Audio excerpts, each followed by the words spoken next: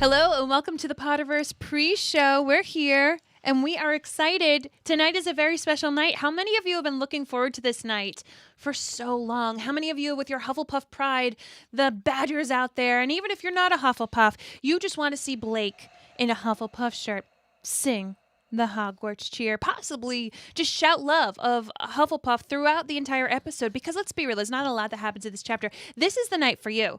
So if you're a Hufflepuff, I want you to expecto patronum this and share it. Okay, share it on your wall, share it in your stories. I gotta be real with you.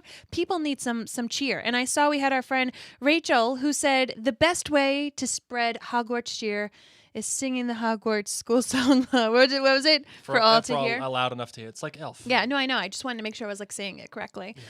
So share. Sharing is caring. You come back here and you write expecto patronum, whether on Instagram, Twitter, YouTube, or Facebook. Of course, this is a pre-show, so we want to know where you're tuning in from, what your house is. How excited on a scale of 1 to 5 are you to see Blake in a Hufflepuff shirt about to sing the Hogwarts song? Come on, guys. Let's get this party started. All right? This sucks.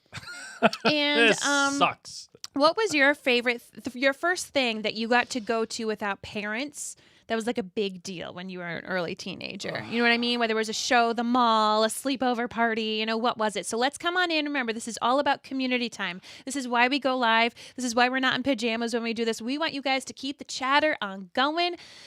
Hit that share button. We're getting requests for me to show the shirt. Yeah. So I'm going to go to our 2-shot. Okay. Just to show the shirt. Show it off, baby. There it is. Get your licks in now, ladies and gents. Yes. Get your licks in Hey, you got to now. move this. You got to move this. It's a beautiful crest. Straight up Hufflepuff. Love it. That puff is strong. And I'm rocking some Hufflepuff colors. Pumpkins, Potions, Polyjuice, and Potter. I love, love, love this shirt. It's at the Mary and Blake store, this one.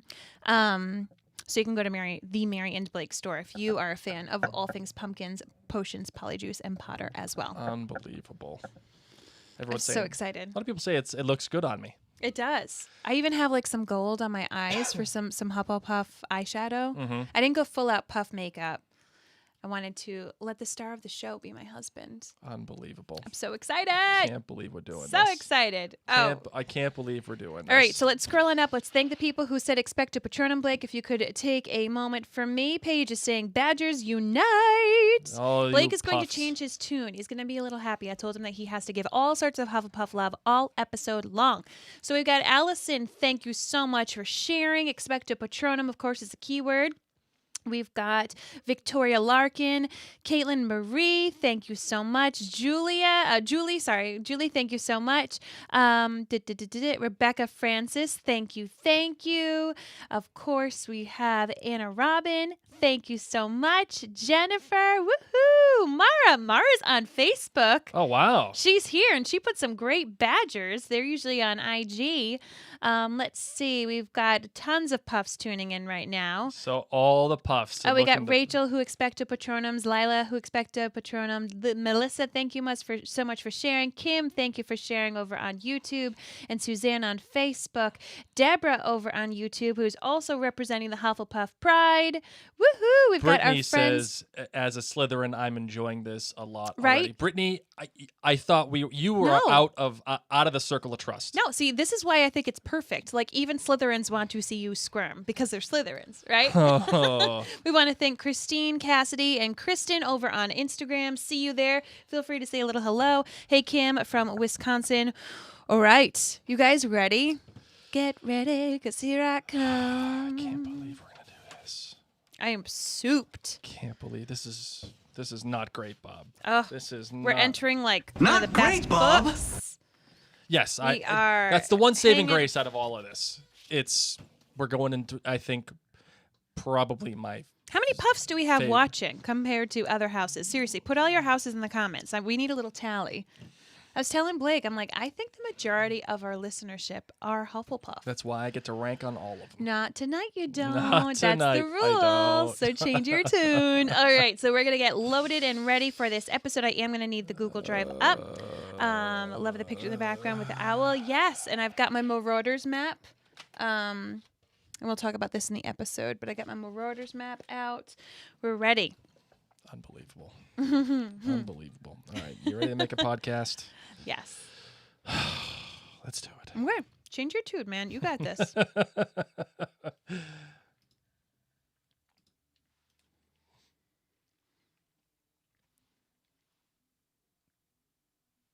Head on over to jointhenerdclan.com and become part of the official nerd community. Get access to premium podcasts complete with The Crown. If you're a fan of The Crown, you need to be at jointhenerdclan.com because Blake and I podcast there just for our most loyal patrons. There's also free swag, Q&As, bonus After Doc podcasts, and more. Okay, you can get that at all of it at jointhenerdclan.com. It can be a little holiday gift for yourself. And as a reminder, too, we are only 20 members away from you guys, all the people in the Nerd Clan, picking out our next podcast. You will hold a vote, and you guys will vote, and then whoever wins the most votes, that's the next podcast. And I got to tell you something. One more thing. We told you the deadline to be a Klansman level for the holiday card or the Sassenach level for the gift needed to be Thanksgiving. I'll tell you what. Somebody was in charge of printing out the addresses, and he hasn't yet, so you can still sneak in if you want to get some holiday cards. I've been doing it for your benefit. So there's still time. You can join today at jointhenerdclan.com to get some holiday cheer from Blake and I.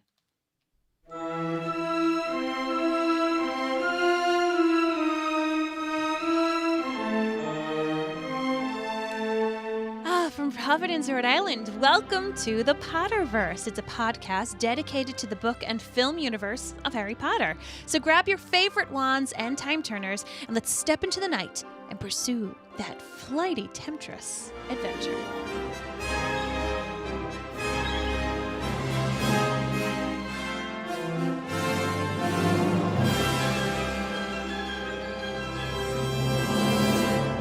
Hello, everybody, and welcome. My name is Mary Larson, and I am a proud Gryffindor. My name is Blake, and not only do I think Hufflepuff is the best house, I am going to now sing the Hoggy Hoggy Hogwarts song. If I can get Lumos this up. is even here for it. She's so excited Lumos for this is very moment. happy. All right, here we go, ladies and gents. You ready for the Hoggy Hoggy Hogwarts song? Yes. All right, let's do it. Hogwarts! Let's entertain our friends in the best way we can. Yes. Stand. Maestro, please. Hogwarts, Hogwarts, Hoggy Woggy Hogwarts, teach us something, please. Whether we be old and bold or young with scabby knees, our heads could do with filling with some interesting stuff. For now they're bare and full of air and some stuff. So teach us things worth knowing. And, where am I? Bring back what we forgot. Just do your best, we'll do the rest and learn until our brains all rot. Yay! Hoggy Hoggy Hogwarts! I love Hufflepuff! Hufflepuff is the best house ever! No sarcasm. You're welcome, ladies and Do you like gents. that? Do you like how I was literally just soaking it all up with everybody? I literally broke a Marion Blake commandment. Okay, so here's a fun for thing. all of you. Here's a fun all thing, you Blake. puffs. Technically, we're doing the books right now. We're not doing the movie right now. And in the books, they don't all sing in unison. Yeah. They don't all sing the same tune. Well, they did in the film. Yeah, but we're doing the book right now. So I challenge you just for the first verse. Do it in another song. What are you talking about? I can't do it. that. Yes, you can. What's your favorite Christmas song? I am. Nope. No. No? No way. No way. I'm not singing. I'm not singing it again. No, just the first line. Nope. What would you choose if you were at Hogwarts and you had to put it to any tune that you wanted? This is genuine Hogwarts situation, okay? The first thing that comes to my mind is "Smells Like Teen Spirit." Go for it.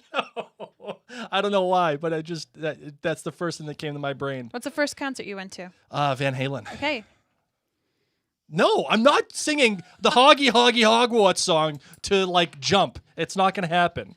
No, won't do it. Nope. Hogwarts. Oh my goodness. Yes, I literally broke a Marion Blake commandment for all of you. I'm not supposed to sing. What are we doing here? What are we doing? This is called The Puffs Came Out. The Puffs came out and showed their pride. I made this commandment. And they said, "Thou shalt not tarnish the name of the loyal Hufflepuff house anymore." Okay? You guys showed up. So many of you went to jointhenerdclan.com and you made this possible. And today's episode is all about the Puff love. And I got to tell you what, if we keep growing the Nerd Clan, we may do this more. Wait, sing the Hoggy Hoggy Hogwarts song? Maybe, or maybe more. I don't even know. I mean, there is some amazing wizard rock. Oh, man. So before we get into more of this episode, we wanted to remind you, we're back. We took a little hiatus to go do a binge podcast all about The Crown. You can find that at jointhenerdclan.com if you too love to binge The Crown on Netflix and just want to dive deep into all things Elizabeth and Charles and Diana. This season was heavy. It was so heavy that Blake and I have not recorded the finale episode because we both finished watching it and we were like, well, that made us feel like poop. Yeah. We're really depressed, as if we weren't depressed enough to have a lonely Thanksgiving. Yeah. Now we're even more depressed. But I'll tell you what, our podcasts are not depressing. So you can find all of our podcasts and information at maryandblake.com, and you can find us on all sorts of social media. Yes, you can. Yeah. Oh, wait. Are we going to do the... you're supposed to do the title of the chapter, your I quote. couldn't read the Google Doc because someone who has We've done like 40 of these episodes, Marvin. And every time I tell you, I read what's on the screen. All right, go ahead. The chapter number 1 of Harry Potter and the Prisoner of Azkaban. When I first saw this, I was like, what is that even word, Azkaban? And yes, that's how you say it, Azkaban. So chapter 1, Owl Post, and here is the quote. Hold on, I underlined it. It's okay, take your time. I am taking my time. It's only dead silence. It's okay. It's great podcasting.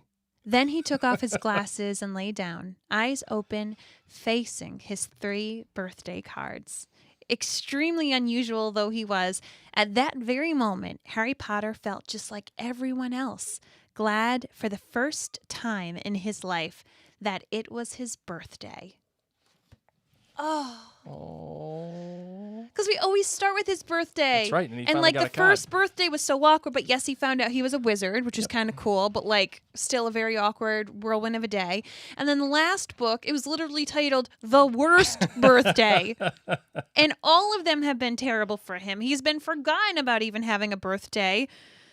And this was the best birthday simply because he had birthday cards. Yep.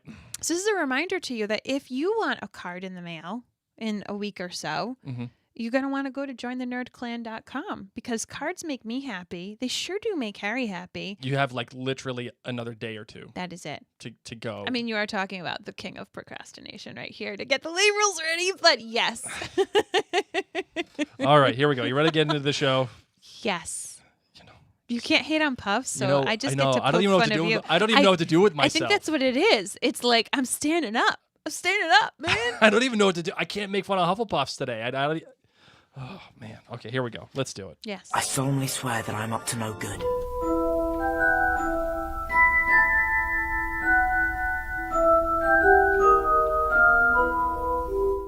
So, did Hagrid not send food this time? Because... No, he did not. Is his bakery not working? What is going on? Hagrid always has food. He always has treats. And instead he sends a book. A biting book. A biting book. Which I think it might be better than food. I think I'd rather the biting book than like a moldy old cupcake that he It almost got him in trouble, too. He was so nervous with hiding all these books under the stairs. Well, let's jump on in. You know, this, of course, it's just a nice little recap. We're the 3rd book in this series, and... the first chapter of many of these books, has to be a refresh. Harry's a wizard. His parents died because of a bad wizard. He lives with his mean aunt and uncle, and he goes to a magical school. They took a bit more time in the 2nd book, The Chamber of Secrets, to really flesh this out a little bit more in case you hadn't read The Sorcerer's Stone. But by this point, the author's just to remind you what this book is about. Here we go. Right. And then hold on tight. It's a nice, really short episode, once again starting on his birthday. It kind of reminds me of This Is Us. How we always get their birthdays. Yeah. I was just thinking about that as you were talking about it. And something happens here that's really great. Kind of like in the Chamber of Secrets, that book was a lot more mature, as we've talked about, than the Sorcerer's Stone. Right now, we're already in a place where it is that much more mature. In the description, Harry, well, the narrator or the author, but the narrator is talking about Harry, and they're saying that his parents were murdered. And not only were they murdered, but they were murdered by a dark wizard. But I love the way that it was written. Harry's parents were murdered, comma, murdered by the darkest wizard of all. Like that emphasis is so important. It is emphasis on the wrong syllable. It's so important, and it is so indicative, I think, of what is to come for this book. And when you look at it in light of the history that is explained in this chapter about the witches and how some lady thought it was great. It was so great that she got caught. Yeah. Mary, do you think it's on purpose that not only are we talking about Harry's parents getting murdered, but we're also talking about the history of witches getting caught and trying to be killed, or apparently, or not trying to be killed, but being put on trial and then being potentially burned to death? Do you think that's on purpose? Like, do you think she's trying to, the author is trying to make a connection there? Between that and what? Because if you think it is, I don't really know where you're going. I'm taking it as to remind us how much the Muggles, the non-magical folk, fear magic. Because what's about to happen is our run-in with Aunt March and the Dursleys' hatred of magic. Yeah, I think the connection here exists on multiple levels. And because, you and I talked about this in our little pre-show meeting. This chapter is kind of basic. And it gets us... Yeah, basic. Yeah, basic. As they say in The Good Place. And, I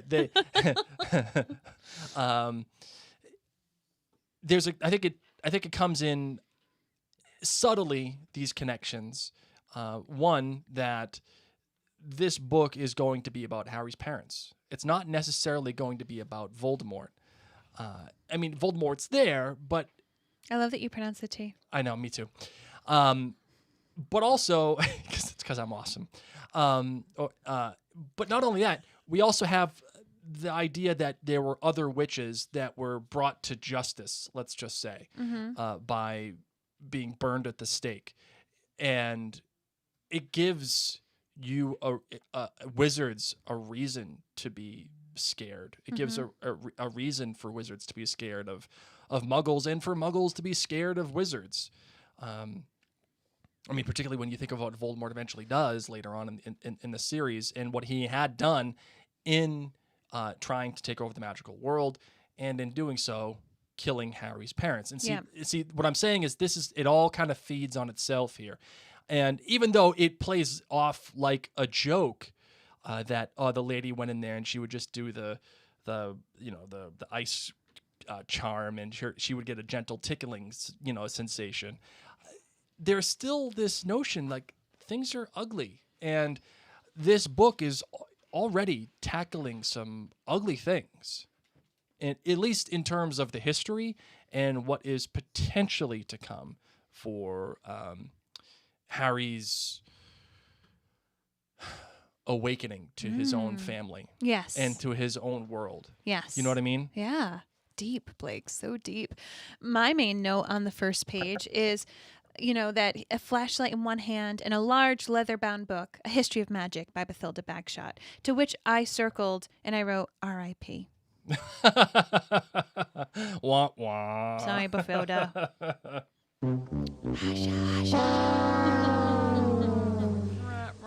I was just thinking, too, about the witch burning.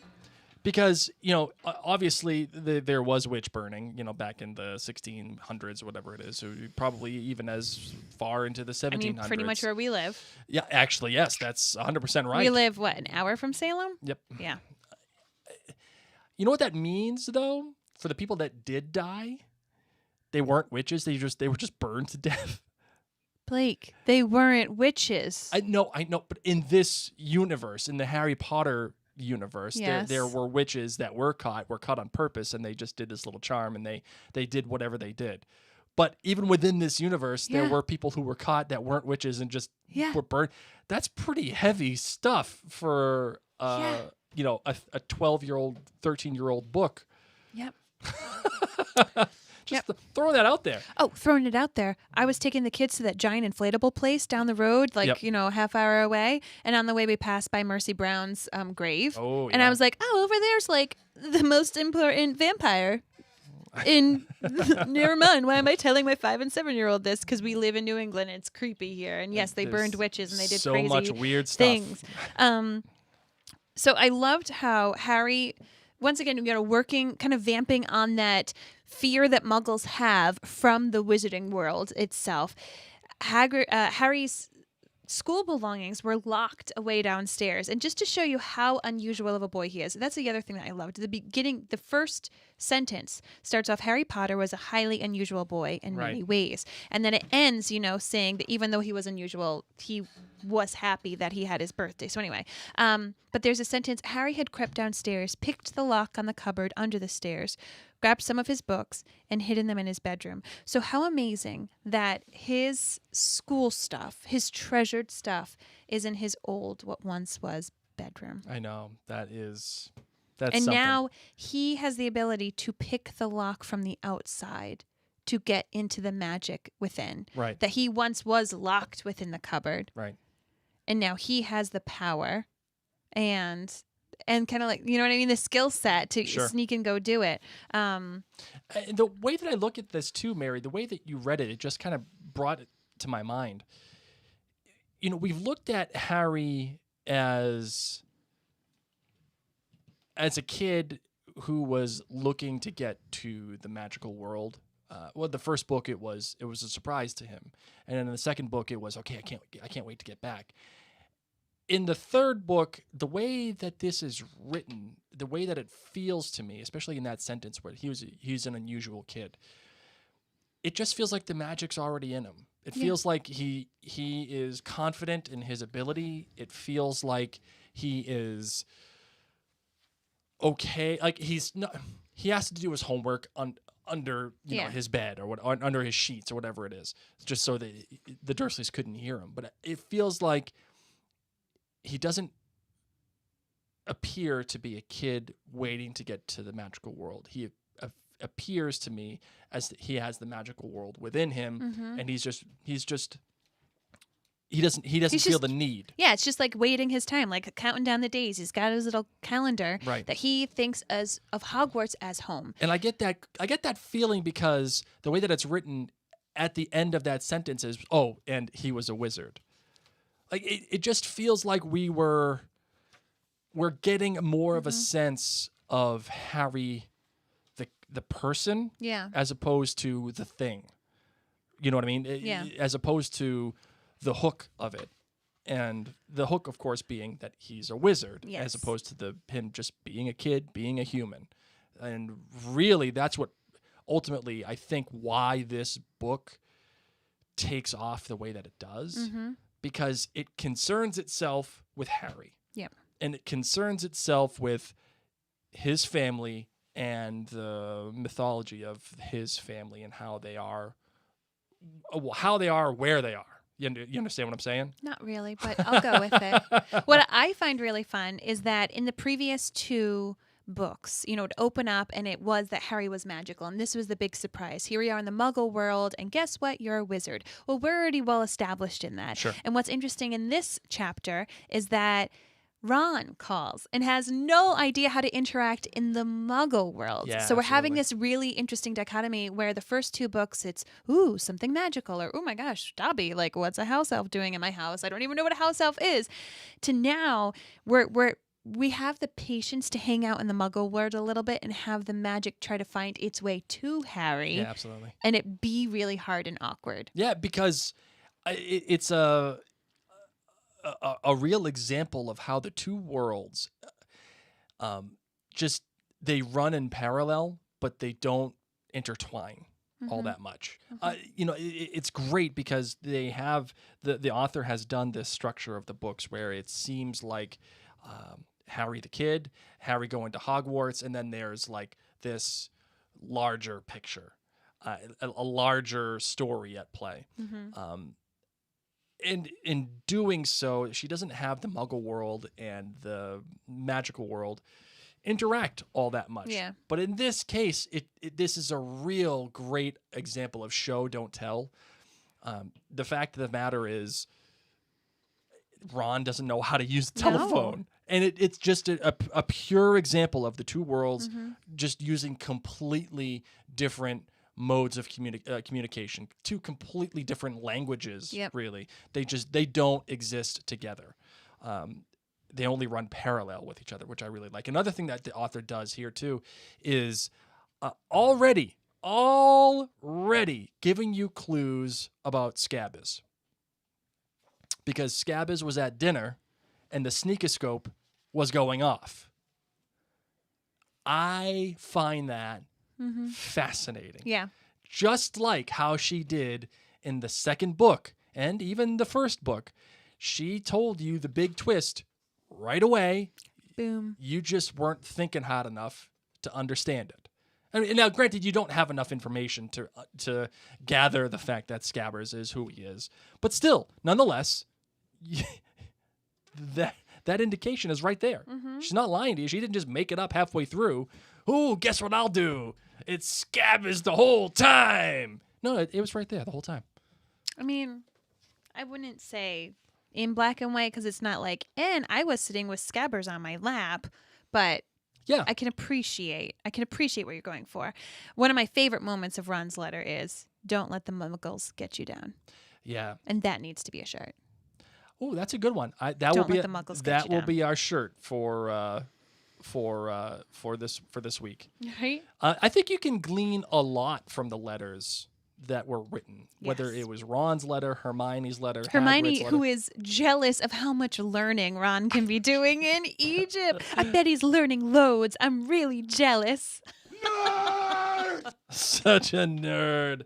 Such a nerd. Oh, bless her heart. And then, like you were about to say, Hagrid sends a letter, of course. Yeah, Hagrid. No Hagrid's- food. Yeah, no. What the heck, Hagrid? You know, maybe the baker didn't show up that day. Maybe You some know, birdie maybe bots. called Just out. like send some pre-made candy from Honeydukes, man. You know, the funny thing about Hagrid's letter is that it's so Hagrid. Like each of these letters is so each of the characters. Ron's is all over the place. You know, it's like, hey, we did this. We went on vacation, and Scabiz was with me, and then we saw all these mummies, and Mom didn't let Ginny in there, and and which is a callback to the Chamber of Secrets because she's already been overtaken by people and things. So, and then Hermione is like very measured and very like very well punctuated. It's very well written, very structured.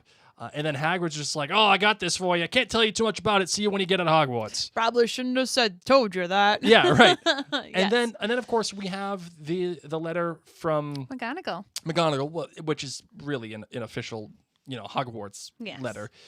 But still, it brings up a further conflict of Harry's existence with the Dursleys. He still has to get permission from the Dursleys to go to Hogsmeade, which is something that he's, he needs that. And it's something that he's going to struggle with. Yeah. When all of his friends are able to go out there, he won't be able to do it. Come on, Hogwarts. Dumbledore, make an exception. I'm just saying. I know, right? But yeah, I find it great. And when you consider where we left off in the first chapter of the second book and where we are today in this chapter of the third book, there's a huge difference. Yeah. And again, we circle back to our question about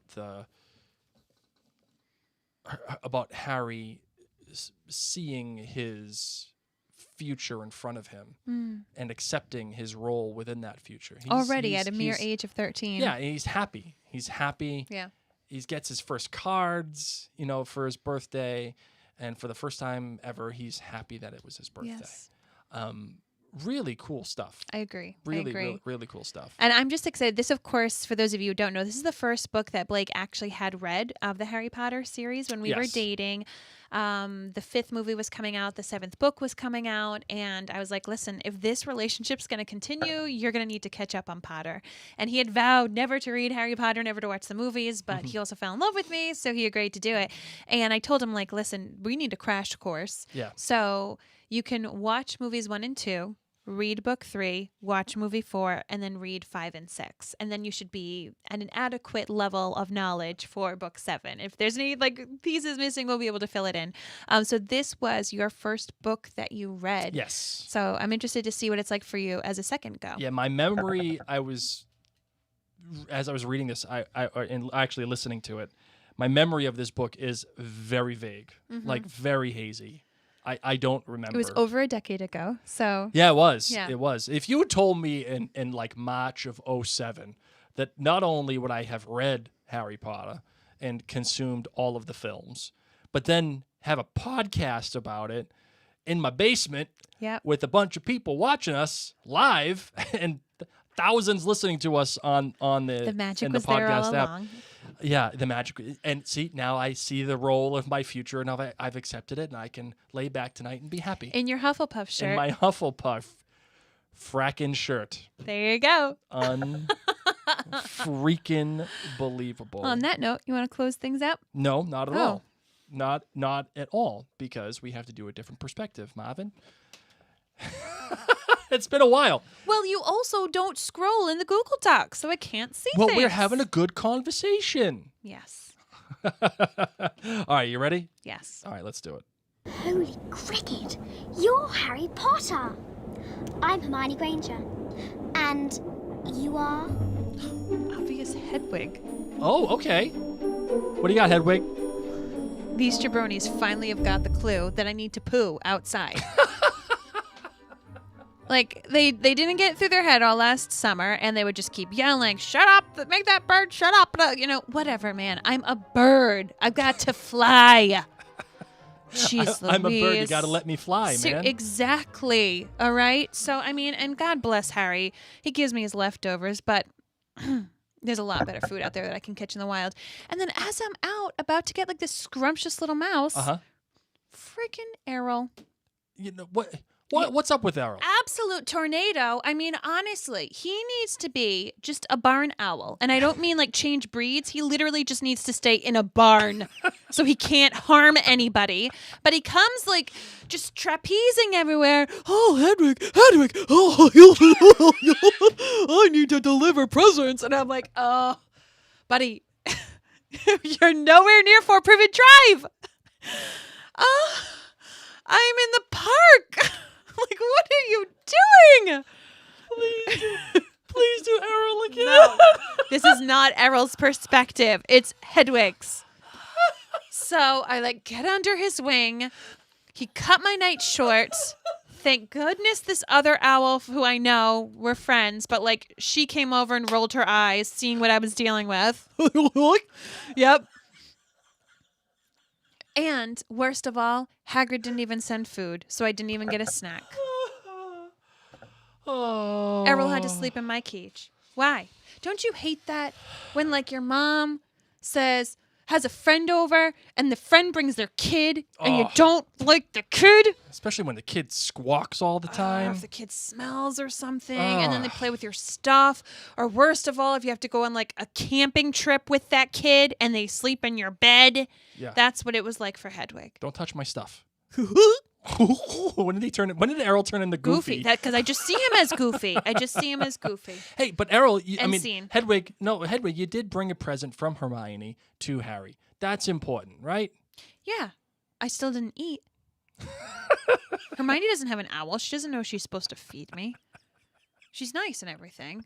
Her parents checked my beak because they're dentists. Yeah.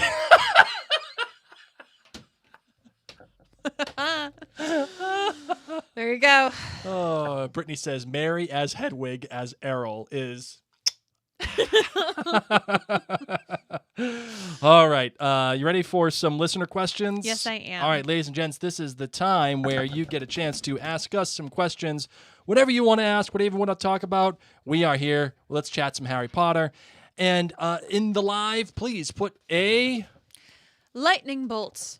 Previous emoji prior to the question. That way we can know that it is a question that you want us to talk about. And if you're listening to us in the podcast app, fret not, my friend. Fret not. You are not alone. You are not left out of the conversation. Just send us an email about whatever you want us to talk about, and we will bring it up next episode. Marvin, are you ready? Totally. Let's do it. Oh, Mail's here. All right, let's see if we got any questions here. Although we did start off with one question. Somebody sent it to us in Facebook. I just saw it. All right. It was, how do you think Snape would feel about Harry? Do you think he would treat Harry the way that he does if Harry was put into Slytherin as opposed to Gryffindor? And would Snape be just overcome with house pride as opposed to just hating on Harry? I think the fact that Harry is the spitting image of James Potter, I don't think he'd be able to swallow that. Oh. I think if Harry looked a little more like Lily, he'd be like, "See, Lily should have been with me all along." Like he's in Slytherin. This is the Lily part of him, but he looks just like James Potter. He ends up getting on the Quidditch team, so he's got this athletic ability just like James Potter. Sure. I don't know if he could have gotten over it. I don't know. And yes, there's that aspect of house pride, but to be honest, I feel like Snape's bitterness streak runs a lot stronger than his pride for Slytherin house. You're probably right about that. I think I would agree. I don't think he would have hated on him as overtly. You know what I mean? Because he's got to have his back a little bit. I mean, Yeah. he's the head of Slytherin house. But he probably would have treated him kind of like how McGonagall treats Neville. Like, All right, Neville, go do something. of course it's Neville. Did you lose Trevor again? Oh man, I think you should just take over. No, why? The different perspectives, because you just you got it. No. You got it. Okay. All right. Denise says it's not a question, but Mary, that was an awesome different perspective. Oh, thank you. Hedwig is my second favorite character of the entire book series, and I actually just got a Funko Pop of Hedwig. And should we put her up where the Deathly Hallows symbol is? Possibly. Right next to where I have my Snape. And if I wasn't here right now, I would be owling. Fun fact. What do you mean you'd be owling? If it wasn't raining tonight, I wanted to go owling last night. Remember? I said I want the family to go out. It's a full moon. The skies are clear, and it's a perfect night for owling. And for those of you who don't know what owling is, get the book Owl Moon. But in the winter, when the leaves fall down, and you have a full moon, they're backlit. The owls are backlit, and there's no leaves blocking them. So you can go out in the middle of the night and see the owls. What do you want to put the percentage chance at for me owling is? Oh, you are not owling. The only reason you would go with me is because you would be afraid I would get stolen. 0.0. Really? You won't even go with me to protect me? Yes, I will go with you to protect you. See? It's not 0.0. It's 0.1. So, anyway, Caitlin okay. Marie. Yes, if you could send Harry Potter a birthday present, what would it be? Ooh, that's a great question. What would it be from you? What do you get the kid that has everything? He does not have everything. He's got all the gold in the world. He can get anything he wants. He has a Nimbus 2000. By the end of this book, he's going to have a Firebolt. So, like what? Like what do you... First off, I would send him so much food. I would send him like Nutter Butters. He's got all the food he wants. No, he doesn't. No, he doesn't when he's at the Dursleys. Oh, at the Dursley, yeah. It's his birthday, so he's there for another month. I would be sending him just like tons of junk food and like fun stuff that can't go bad, like astronaut ice cream. You know that stuff? Thinking of Denise, yeah, I would send him Little Debbie Swiss cake rolls. Yes. That's what I would send him. Like shelf stable. Yep. So we don't need to worry about the transportation if Errol's carrying it or something. We're safe. I got a pack of Swiss cake rolls that have been sitting in my garage for like a year. You know what I would send him? Still good. I'd still eat them. I would send him a weighted blanket because he's about to start having some really bad dreams. Blanket? Because it's like a hug. He doesn't get hugged by anybody. He needs a hug, and he needs it for his nighttime nightmares. Hey, Cho Chang is around. Like, we're so over Cho.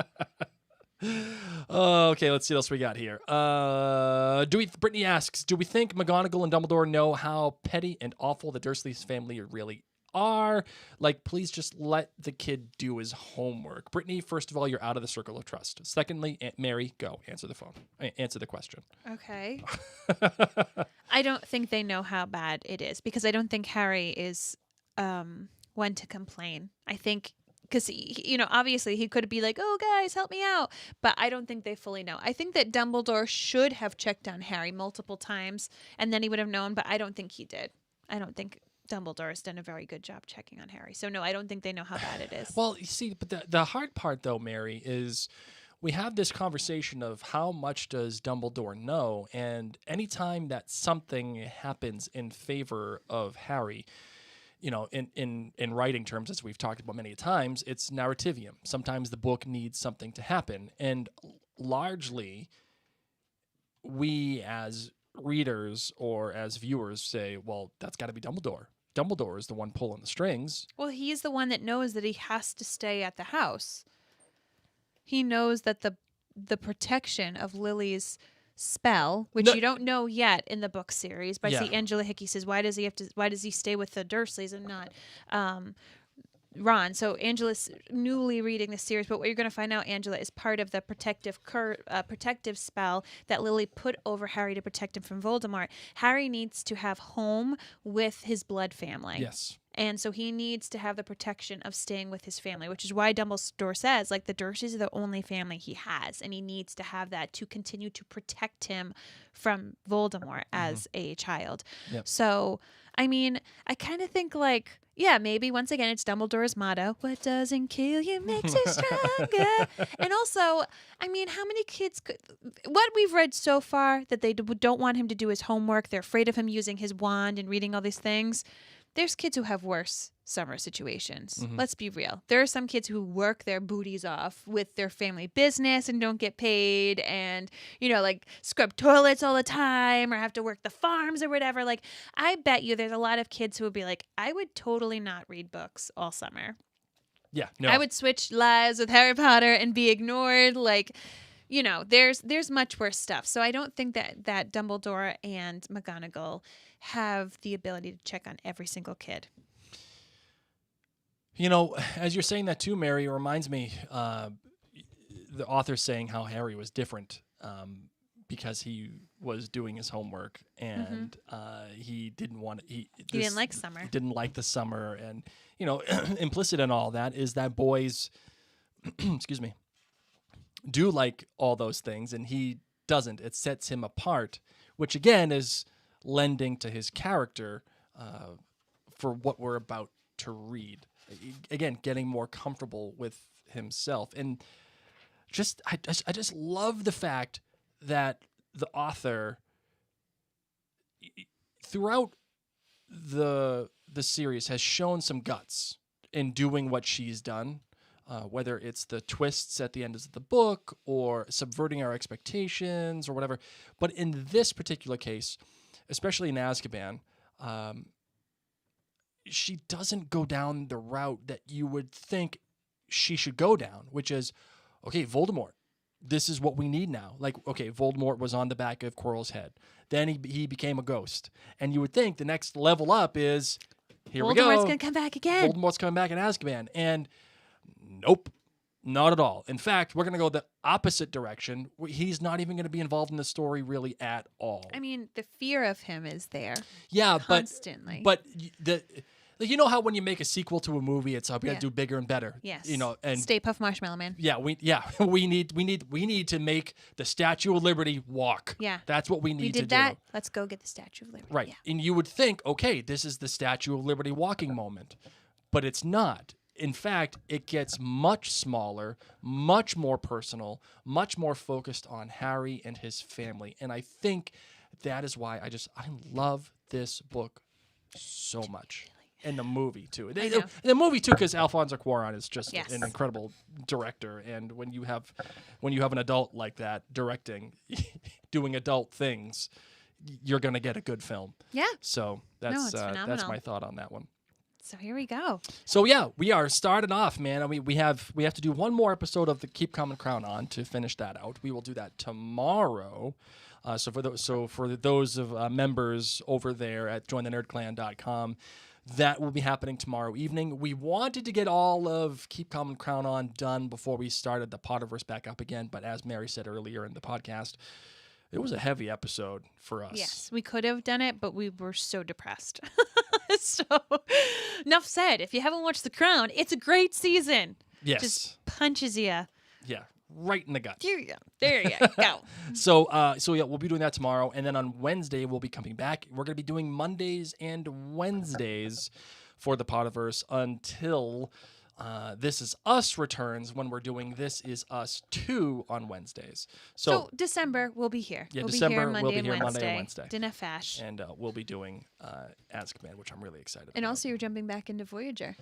Yes, as soon as I'm done with Keep Common Crown on tomorrow, Wednesday morning, you should see the next episode of Blake's Book Club talking about Voyager from the Outlander series. So we've got a lot of stuff going on, man. All right, you ready to close this bad boy out? I am. Let's do it.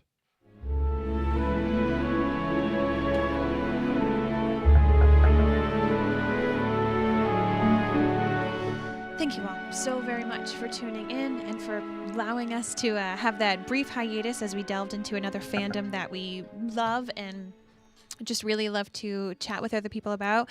We really, really encourage you. Take the time out on Monday nights or Wednesday nights to be here with us live, to join the community. We're about to enter a actual dark time of the year, and I know that it can affect a lot of people. I myself get a little sadder this time of year. Oh, not a little sadder, a lot sadder. For me, Potter brings me so much joy, and being able to communicate with others. So I know we've said it before, but honestly, sharing is caring. If you enjoy this podcast, we highly recommend that you screenshot it and you share it in your stories, or you share it on your wall, and you invite a friend. Say, join me next Monday night. We can chat all things Potter. And it doesn't just have to be about this book, as you know in the comments. It's really up to you. But we would love for you to be a part, whether it's YouTube, Instagram, Twitter, or Facebook.